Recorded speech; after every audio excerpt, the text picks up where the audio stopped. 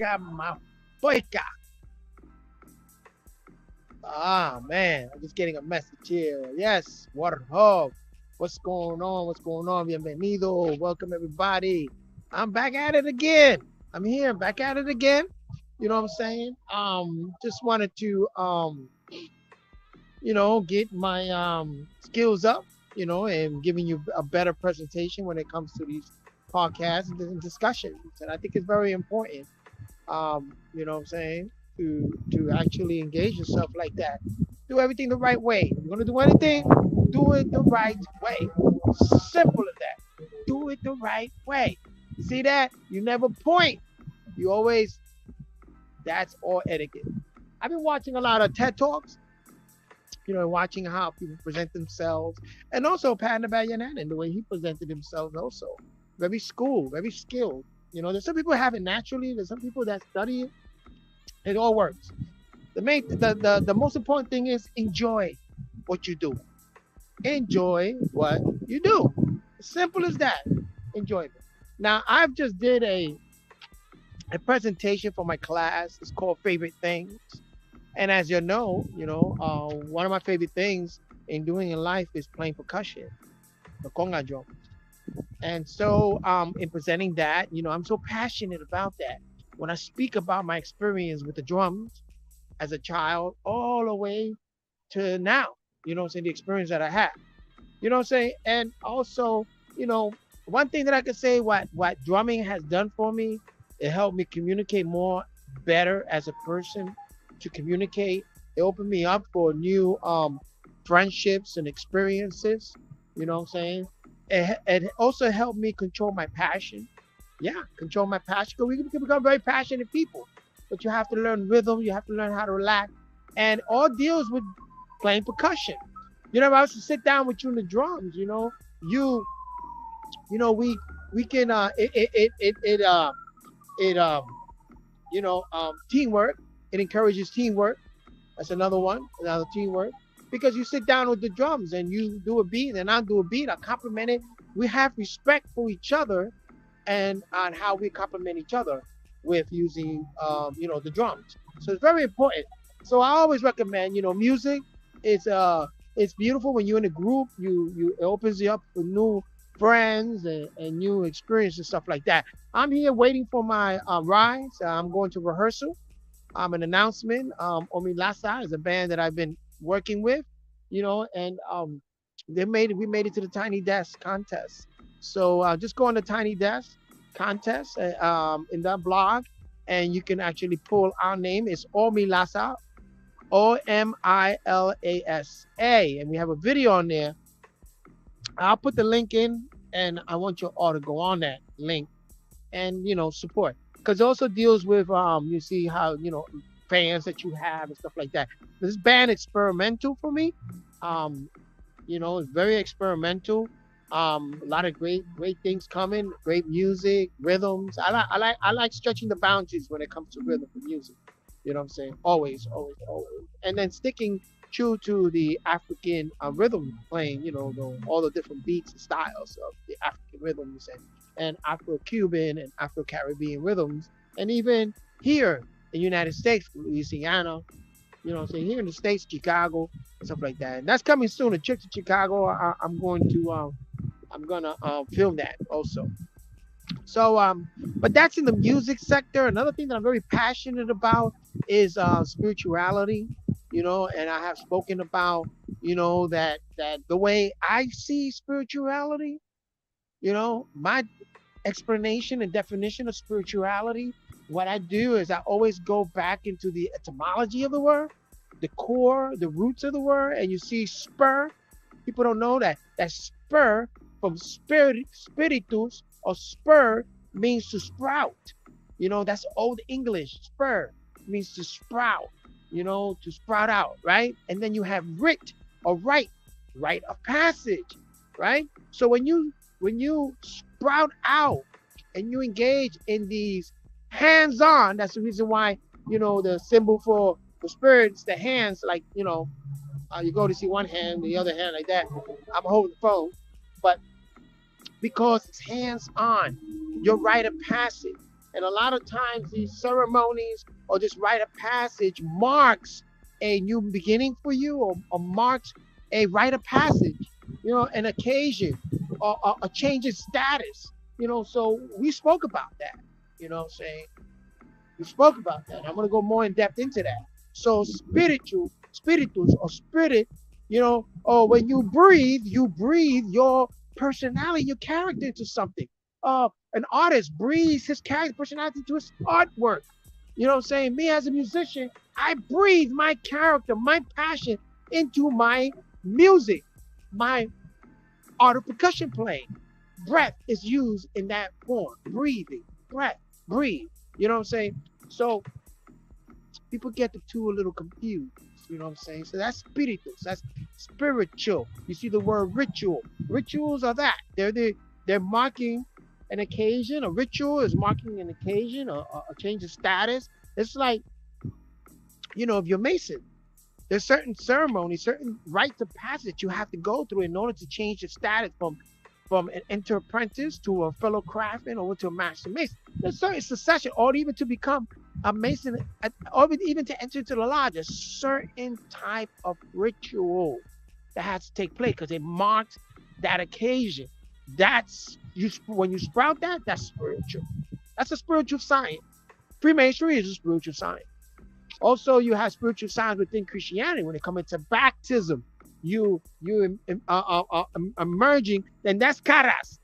When you look at the word karas, means burial, right? To bury. So you bury the persons in the water. You bury. Remember in the Black Panther, what he do in order to him to gain some type of insight and speak and to communicate with his ancestors? What did he do? They buried him in vibranium, I believe, and in that red sand. They buried him. And then he emerged out of there in a different consciousness. You know what I'm saying? A different awareness. We're gonna go into that. You know what I'm saying? That's deep. We're gonna go into that. So that's all karast. That's a way of life. Karast. You know what I'm saying? That's why that's part of messiahship. You know what I'm saying? To submerge or to emerge yourself from the water. John the Baptist. Merge people into the water of Jordan. When they come out, it marks an occasion. That's why it's spiritual, because it marks, again, a certain rite of passage, an occasion. You know what I'm saying? In Islam, taking the Shahada, you do your ghusl, you take a bath, right? Or they also immerse you within the river. You come out and you take your Shahada, La ilaha illallah Muhammadan Rasulullah. You know what I'm saying? Marking that, okay, that's spirituality. Okay, and hands-on. You have a priest, you have a shaman, somebody hands-on, puts their hands on you. Freemasonry, their breath, they breathe on you the sacred word. All of that is relatable. Okay, that's spirituality. So we're gonna go very, very deep and have conversation about that. Once see, I'm outside right now, but I could bring people into my live. I'm gonna do things differently. Is through Messenger, or maybe through email or messengers, maybe from Facebook. And if you're on my YouTube, then I will put the link. I have to find a better way to put the link in there, because I don't want to put it out just, I don't know. And not that I'm afraid of any of that, but I'm just saying I just want to put the link out there. And also they advise you, with StreamYard itself, they advise you not to just put your link on a podcast like that. You know what I'm saying? But anyway, there's so much that we've discussed. And you know what? To be honest with you, I stood back from a lot of podcasts that I used to frequently visit. One is, some brothers just disappointed me. I didn't see no change. I try to come into the podcast, not to change, but to try to expand it more. But I see they still about the negative ways, and they still about that, and they're disingenuine. You know what I'm saying? And not that I just don't like. I went through a thing with a musician that they'll tell you, oh yeah, I'll be there. I'm gonna take you there. I'll be there. Wait for me right there. And they never show up. But I'm the type of dude, I already know. If you tell me, oh yeah, I'm going, I'll be there, I'm gone. I'm gone. Then we go, where? Then I'd rather have you say, look, I'm here. Where are you? Oh, listen, I'm in the bus. Oh, I went walk. I kept going. I could, but keep going, and we'll meet you. I'll meet you right here or whatever. I do that. You know what I'm saying? But instead of just waiting somewhere, that person say, "Oh, I'll be there. Yeah, I'll be there for sure. I'll be there. Yeah, I'm coming. I'll be there," and they never show up. That's that man. That's one of my pet peeves. That that to me, that's the lowest of the lowest. You know what I'm saying? That's low. That's low. You know what I'm saying? That's a person that has no word, no bond, no word. You know what I'm saying? So there's individuals like that I notice on YouTube. Especially with my people, and I spread myself out. I don't go on other podcasts anymore. Like I did presentation on certain other podcasts. I don't do that anymore because I've noticed that you know they don't get at me as much because they know that I know what I know. And if I tell you, yeah, I experienced this with that person, I was there, physically there, where they have people that wasn't physically there, but from hearsay. I see that a lot. I see it a lot in a lot of these podcasts based on hearsay, but they never offer you facts or document or at least an account of you personally being there. They don't do that at all. That to me is another problem. Because if you have not physically experienced certain things, then why are you saying that you know about it when you don't? It's hearsay again, hearsay, what you heard. So I feel that there's a lot of, a lot of ungenuine people. And so it teaches me something. That's my lesson. Because it teaches me what not to be like. You know what I'm saying? What not to be like. And I always got to shout out my Nuwapi and Sabian brothers and sisters because I've noticed, well, Nuwapi and Sabians, everyone is not the same. But I've noticed that you have those that are well schooled. They stick to their vein, their thing, and they're well schooled and they're well learned. At least they go into the doctrine and learn what the doctrine is about. Now there's some that just strictly stays with the doctrine, right? And don't go outside of it to expand that particular idea and concept. And then once you expand the idea concept, another thing that can teach you and put you on the right track is what habits, feelings, and emotions, the pathos, right? The eros. What are you experiencing that even teaches you further what you're reading? You know what I'm saying? That's the reason why I've learned a lot about Islam. I can read the Quran, I know that. But then I lived it. Made salah 5 times a day. Ate what is halal, what is acceptable to you. You know what I'm saying? Did that. Went out there, dressed in an emma, dressed in a jalabi. Went out there, propagated. Well, why is that important? Well, you know that Muhammad back in the days, or Muhammad Mahdi and Muslims in them days, Ansar, they propagated, they walked, and they even if you're Christian, the same thing. Jesus went out with his disciples, and he went out there and propagated. He went out there, what I'm saying, teaching at the temples and stuff like that. That's a true Christian to me. I'm a true Christian because I've done that under the guise of Islam and Hebrew Israelite. Done it. Been out there, spoke about the story of Moses and Noah, the Old Testament. Learn that language, the Nubic language or the Aramaic language. Learn that language. Communicate it.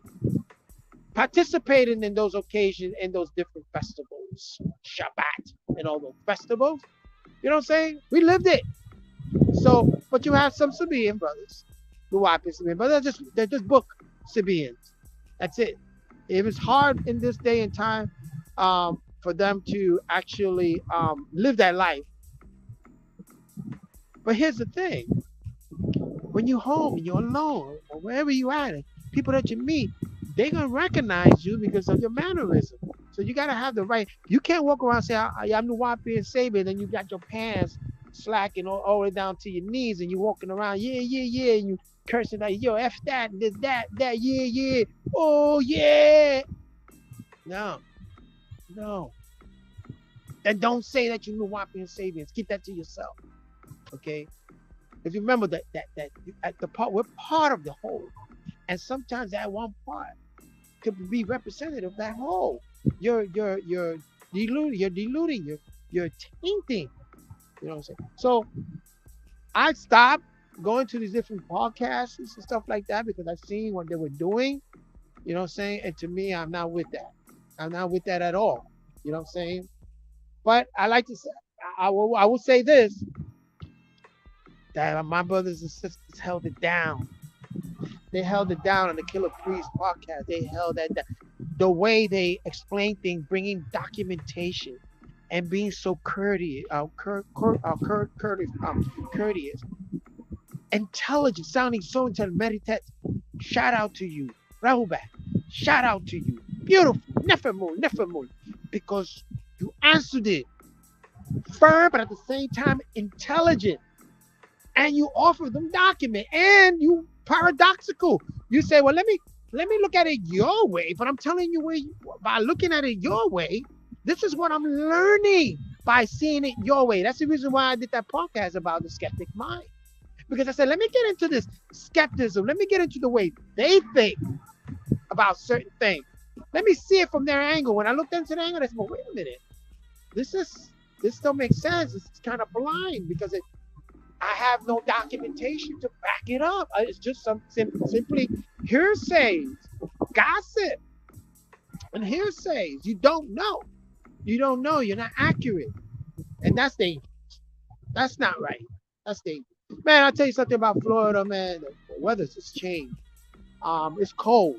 I think New York is going through a whole storm system right now. I try to reach the Board of Education today. I got a problem. They can't find my high school transcript, which I need for school. I'm at a university over here in Orlando, and I need my damn high school transcript. Even though they have the transcript from New York University, but that's not enough because I didn't complete my degree. But they're looking for more information about my high school. But I went to high school in 1979, so those records, I'm fighting and to get those records because they need it. You know what I'm saying? But I'm still in school. You know, I'm doing my courses and I'm doing great courses. I got an 89 in my last class section, an 89. But I'm going for the 100 because I'm just getting started. You know what I'm saying? I read it just little by little, and I'm getting started, and then boom, getting up to that 100. I want 100 for 100. You know what I'm saying? You know, give it all my best. That's giving it my best. Anyway, so I'm gonna get back with this doing podcasts. I'm gonna pick a subject. I probably might revisit this is very important. The etheric core, the azub, the energy, right? The etheric. Let's go. Okay, the azub, etheric energy center, Quabat center. The azub Quabat. Definitely need to revisit that again because I'm going to show you, going to demonstrate, show you, and how with explanations, definitions, also with explanations and experiences and sound right reason. These experiences that we're having is based on the conditions, is predicated on the conditions of that sun. And it's not sun worshiping, it's that sun. And those stars, because the sun is a stars are sun. Those multiple of stars, those multiple of suns and stars, how it is the very influence of why do we love, why do we survive, why do we have compassion, how do we connect to the cosmic reality, how do we resonate. All of this is predicated. All of this is from that energy, all those energy centers, which is much more than just 9. I'm dealing with now with the 9. Well, we can take it further. We go to the 12, we go to the 24, on and on and on and on. So it's important to, and um, there's something in there. You know what I'm saying? I want to revisit that because if you look at my older podcasts, you'll see that I went into the root. First of all, the earth magnetic field, then the root where your survival and fear, you cast a shadow of fear, the sacral, the sacral center, right? Right? We could bring up some stuff with the sacral center, your solar plexus, where your willpower is, right? Your feeling, your emotion, your willpower, and how that casts a shadow of shame, you know, and your heart, the compassion, casting shadow of grief, on and on and on. But we're gonna look at it how the reason why one of the main reasons why we feel these feelings is because of what? The electromagnetic energy coming from the source of the sun, the source. And that's relating back to the source. And the source of this planet, the source of it all, are the stars. We were primordial beings and how all of this ties in. So we're going to speak about all that. That's a higher science, but we got to do it, right? It's because it's something that I'm passionate about. Something, music, I'm passionate about my drumming, my music, right?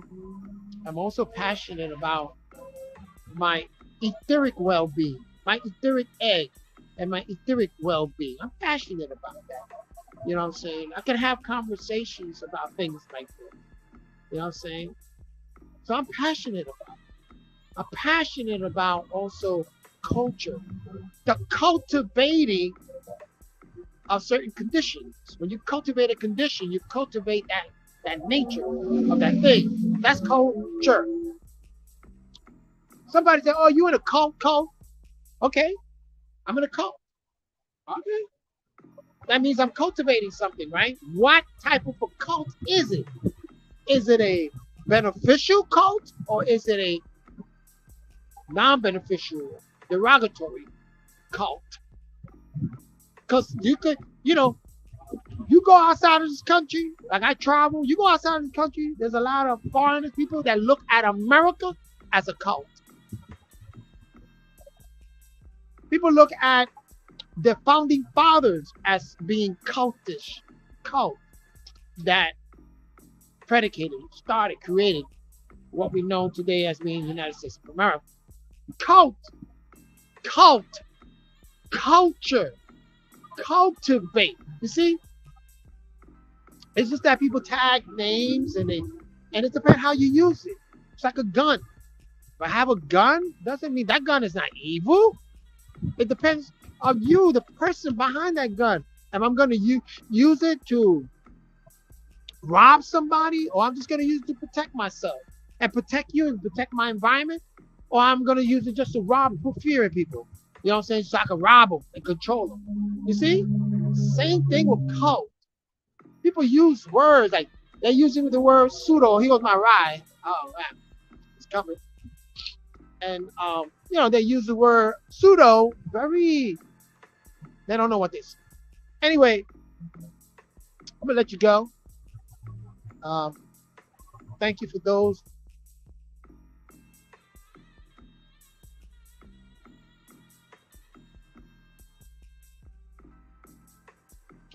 It's going to go. Okay. So with all that being said, we're on my ride. Yeah, I got my brother right there picking me up. We're gonna go to rehearsal. Okay, and check out Tiny Desk. Peace.